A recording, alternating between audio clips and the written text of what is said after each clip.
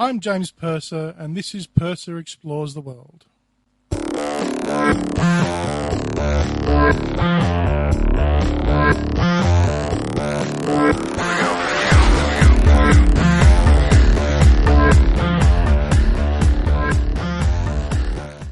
Okay, as you can tell, we're doing this slightly differently this time round. I've decided to risk all and go live.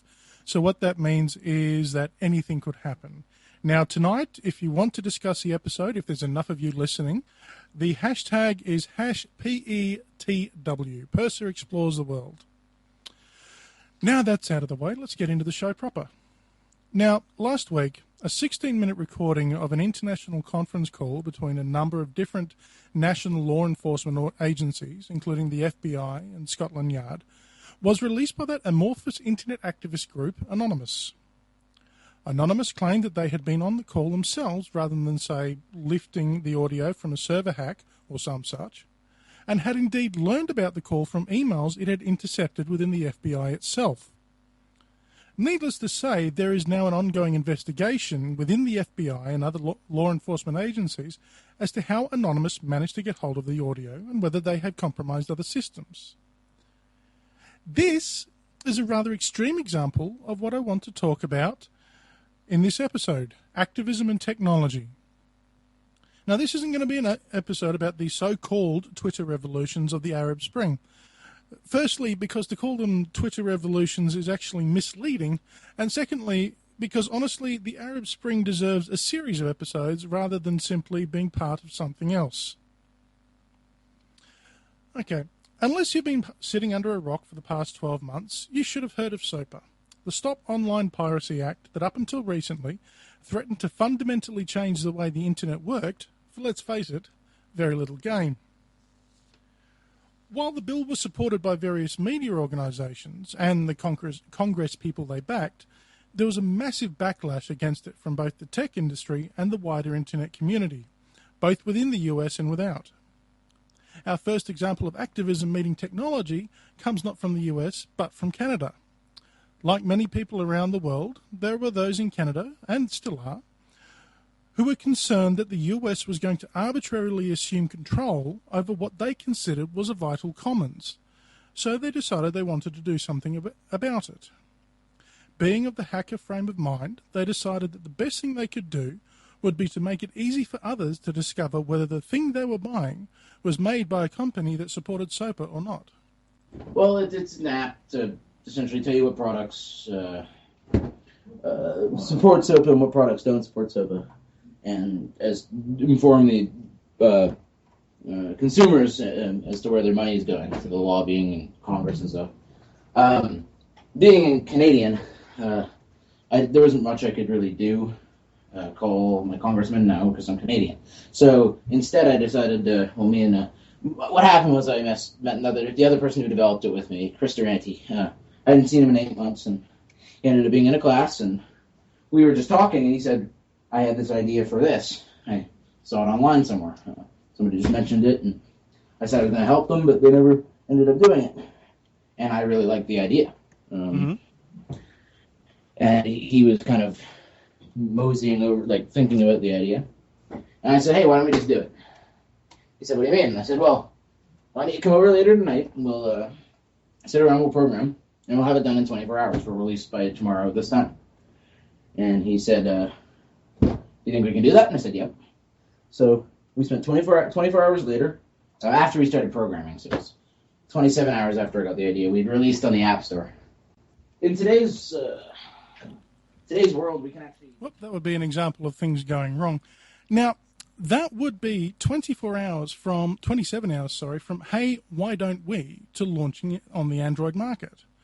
At the time I spoke to Chris, SOPA was being well and truly put back in its hole as the various Congress people decided that it was too hot to handle, but Chris and his crew had managed to rack up a very respectable 28,000 downloads until then.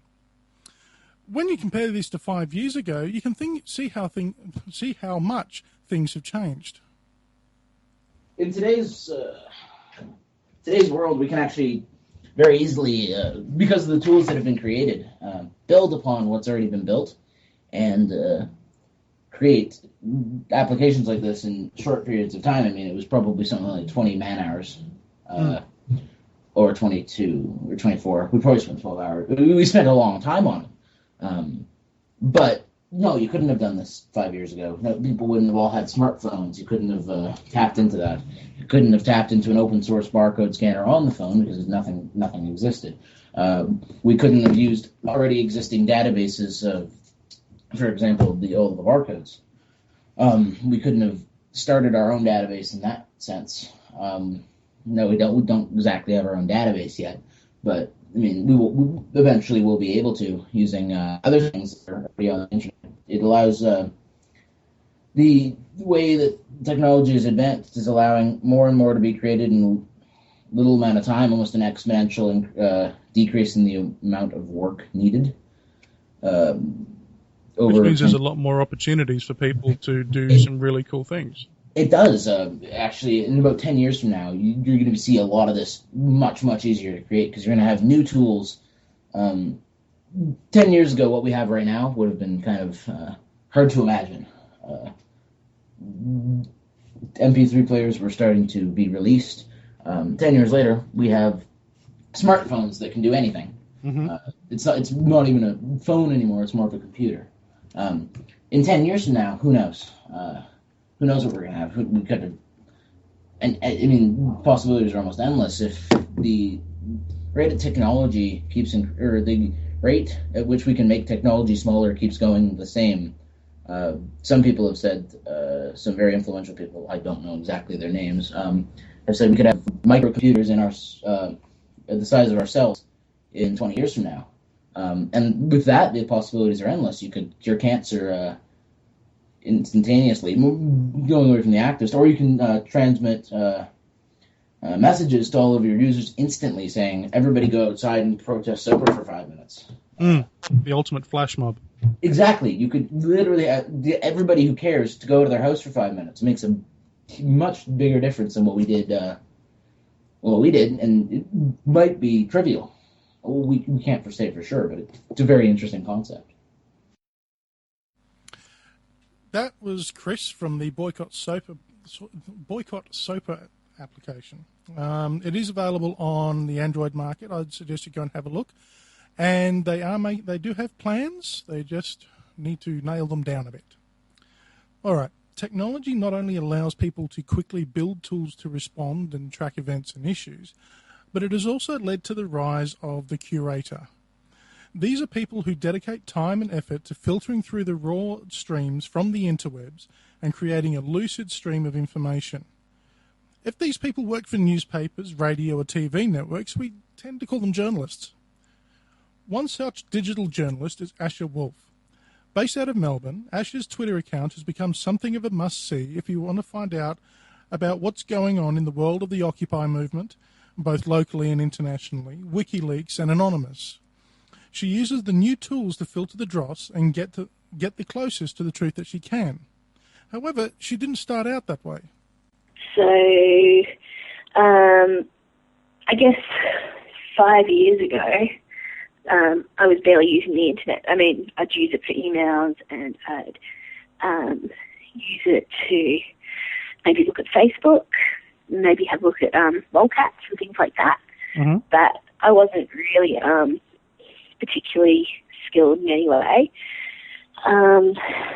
Definitely had never heard the word crowdsourcing, and really didn't consider myself an activist. In fact, the word activist was something other people put on me.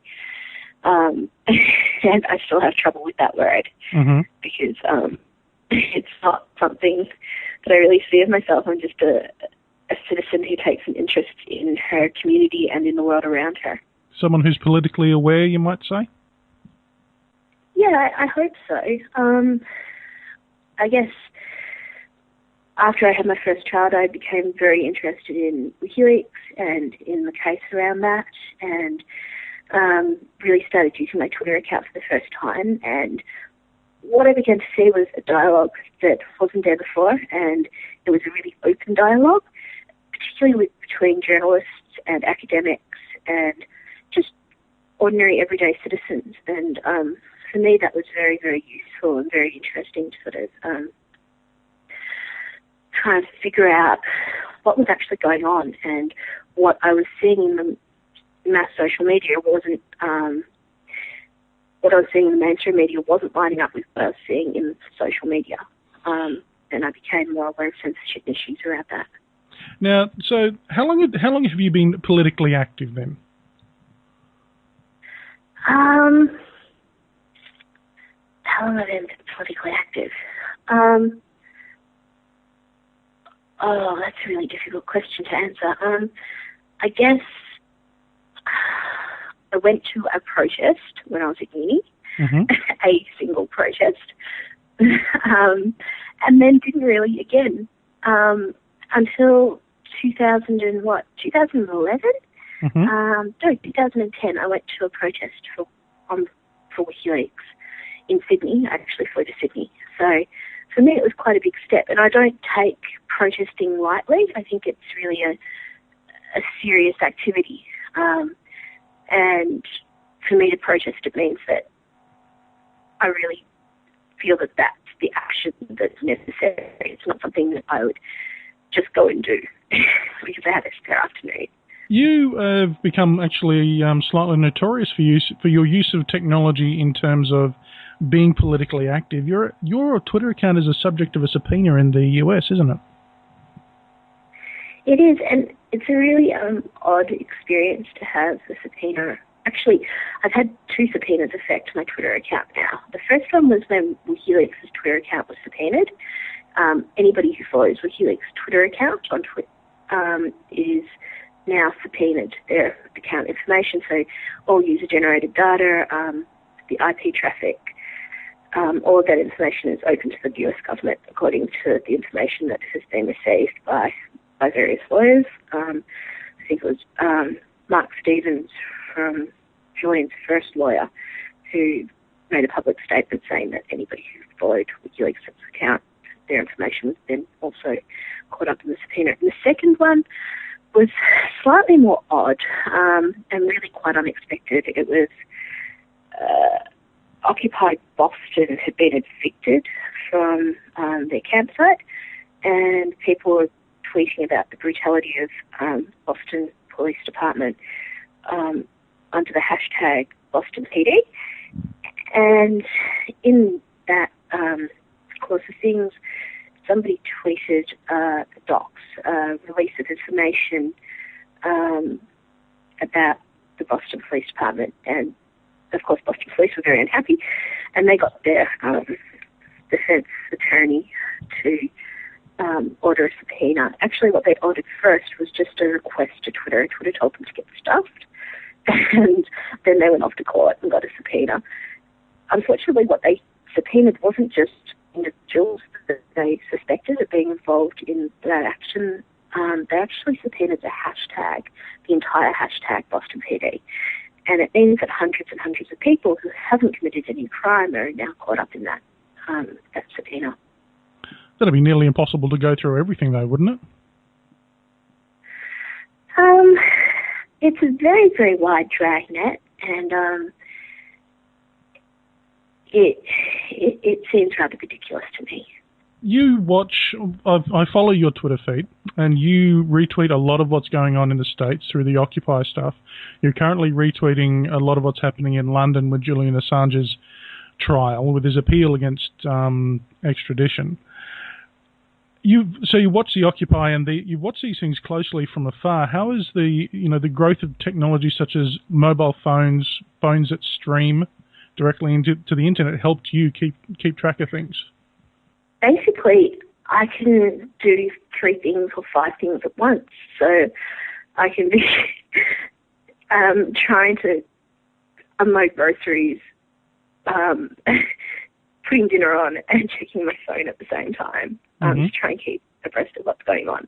And quite often, yes, I am on the ground, like at Occupy Melbourne. I'll come and I'll turn up and I'll meet people and see people. But quite often I can't be. I work, I have a small child, and I want to stay connected with what's going on. And basically, if I filter carefully enough, so if I create lots of lists, or if I look at different lists, if I keep an eye on what's going on, I can figure out the information that I want fairly quickly, and I like to retweet that because it's a nice way of sharing it. It's sort of what comes around goes around, I find. I find information from other people tweeting information. So you yourself have become a bit of a filter for people who want to sort of keep track of what's going on without having to wade through the dross that usually comes with these hashtags as well. Yeah, and sometimes the dross is really dross. You see all sorts of crazy stuff floating around. Yes, I do remember the early days of Occupy Brisbane. There was some interesting stuff. Oh, God. There was interesting would be an understatement. It was actually quite embarrassing to watch pretty much at any protest or at any new or edgy event. What's interesting is to try and find out what's really going on there. One of the people that I interviewed for this episode created an app called Boycott SOPA. He and a couple of his mates over in Canada, they put together very quickly this app that allowed you to scan the barcodes on an item and it would come back and tell you, okay, this company supports SOPA, this company doesn't support SOPA. So it was a way of being able to say, I don't want to support the companies that support SOPA. Now, this sort of thing is growing. Have you found that more people are turning towards, the hacker maker tech type stuff to help their protest activities? It's interesting you use the word hacker. And when people think about the word hacker, they see it as a destructive force. And really what you've just described is a really creative force. And a really I'm old school free and open source software. So my definition of hacker is... beautiful. Yes. And that's what we want to hear more and more of, because there's this public perception where people don't understand that... The media has conflated hacker with the people who break in, steal your passwords, steal your credit cards, deface websites, that sort of thing. Yeah, look, there's a constant sort of sense of having to remind people that really what hackers are doing are creating new ways for us to communicate information. And some of the apps that have come out have been fantastic. Definitely like the ACLU's app that was... allowing people to let friends and family know if they've been arrested. That was great. Also stuff like OccuDrone, which was people are creating their own drones that can actually be open source, that can be used for citizen journalism. Wall Street. And that was really the most famous example of the drone was the guy in Warsaw. I mean, he's probably the most well-known. Where he used the drone to track the cops as they were marching in towards the Occupy Warsaw protest. And just beautiful to watch those sort of things happen. It's sort of astounding because when Occupy first happened, there was, maybe 10, 15 people who said, yeah, we'll stay, we're not going home, no matter what happens. And everybody laughed. They thought it was a joke. And so when we see this sort of streaming of new tech coming towards it, that people are getting up and creating their own ideas of how to use tech in regards to Occupy, it's really it's a great feeling that we can see this sort of emerging between people who quite often don't or haven't had previous experience using these sort of applications or these communication platforms. For me, it's a really steep learning ramp. I'm going from somebody who 18 months ago was just using Facebook and had no idea about so much of what is going on. I didn't know about Tor. I didn't know about open software. And by becoming interested in WikiLeaks and the Occupy movement, by demanding that our governments are transparent, it naturally brought me to the point where open software is really important and is something that I'm subtly forcing myself to become immersed in and learn about at a really rapid rate. Are you finding a lot of the tools are starting to become a lot more user-friendly? I mean, at the beginning, as happens in a lot of free and open source software, at the beginning they're generally built to scratch an itch. So, you've got this thing, you build it to do that, but as time goes on, more people come on, they fill it out, and they make it a bit more user-friendly. Is that the sort of thing you're finding happening with these tools? Yep, it is. Look, I was quite amazed the first time I realised I could download IRC onto my iPhone, and be running around chatting with, hacker spaces like Telecomics or Project PM, and uploading information from Occupy Melbourne while I'm chatting to the guys and trying to figure out what we need on the ground, and that was quite beautiful. But there are some aspects that are really quite difficult. I mean, there's so much to learn, and so many different things to learn, and all at once, and it's quite difficult, to be honest, for the average user who isn't even aware of what they need to protect their privacy, to protect their identity. It's a really hard starting point. I'm not going to buffer that. What sort of tools would you like to see out there, and what sort of changes would you like to see made so that people get more access to these tools? I think one of the most important things is actually running on-the-ground training sessions. Groups like EFA and in the US it's EFF, but here in Australia we've had EFA with Sarah Stokely running activist training courses to help people understand privacy issues around tech, teaching them how to use Tor. Those sort of sessions are invaluable. We need hacker spaces that specifically sort of donate time and energy towards humanitarian efforts. Those sort of things, sometimes it's hard to convince people to come and do it, but just that little bit of input, it changes things so dramatically. I mean, for groups like Occupy Melbourne, for example, it was just so important to get tech people in to advise them on how to secure their networks, how to secure emails, all these sort of really basic things, but they couldn't do it by themselves. They needed people to help them and show them how to do it. And once those contacts had been made and they began to see the importance of securing things like email accounts and, using passwords properly for a start, there became relationships between aspects of the tech community and Occupy Melbourne, and they're lifetime relationships, and they won't be going away anytime soon. All right. Well, thank you, Asha. I'll let you get back to monitoring what's going on over in the UK. Have they started actually presenting arguments yet? I believe they have. If it's 9:50.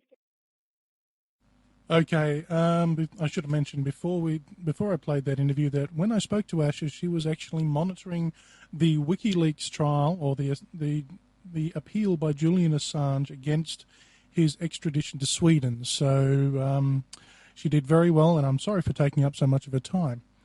Well, that's it for another episode. The makers and the hackers are going to continue to remake activism in their own image. Today we have people building their own unmanned drones. Tomorrow we could have ad hoc mobile networks to work around government interference. Remember, Mubarak tried to shut down the mobile networks in Egypt during the spring. But with the Serval project, which we talked about a couple of episodes ago, you could quite easily get around that. If this is an arms race between activists and those they target, then the activists appear to be rapidly closing the divide. Okay, as you can tell, I didn't get round to launching Angry Beanie Live on the 3rd of February. This is entirely my fault. However, I am still looking for people who would like to take part as voices for their areas, namely politics, science, music, and technology. So if you're interested, or you know of someone who would be interested, then please let me know. As usual, all the links for this episode will be posted to the Angry Beanie Reddit, and the edited version of this episode will hopefully be available tonight. I'm not making any promises. And if you want to keep up with Angry Beanie, with the Angry Beanie happenings, you can follow along on Facebook, Google+, and the Twitters. Links are on the website at angrybeanie.com. Thank you very much for listening. That's it.